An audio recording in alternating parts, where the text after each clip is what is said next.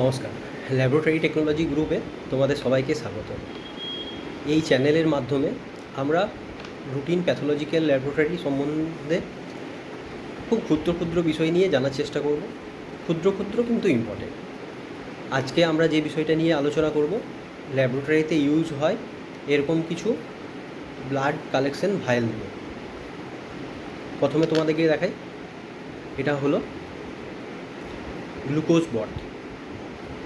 এটা ইউজ হয় blood culture বা অন্য কোনো বডি ফ্লুইড কালচারের জন্য। Next 3.2% sodium citrate vowel P time বা ইপিটিটির জন্য ইউজ হয়। চেনার উপায়, light blue top.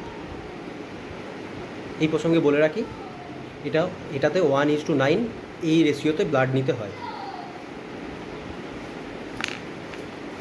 Next red top clot vowel.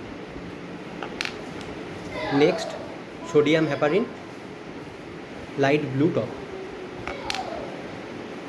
সব থেকে বেশি তোমরা নাম শুনে থাকবে বা বেশি ব্যবহার হয় সোডিয়াম বা পটাশিয়াম ইডিটিএ ভায়েল। আমরা সবাই ইডিটিএ ভায়েল বলি। ইডিটিএ হচ্ছে একটা সল্ট, সেটা সোডিয়াম বা পটাশিয়ামের সল্ট হতে পারে। বর্তমানে পটাশিয়াম ইডিটিএই বেশি ইউজ হয়। পটাশিয়ামের K2 বা K3 এই ফর্মটা ইউজ হয়। এটাও খুব পরিচিত ভায়েল। এটা হলো সুগার ভায়েল। সুগার ভায়েল বলে আমরা চিনি, কিন্তু সুগার ভায়েল নয়, এটা হচ্ছে সোডিয়াম ফ্লোরাইড ভায়েল। এর মধ্যে সোডিয়াম ফ্লোরাইড থাকে। Thank you.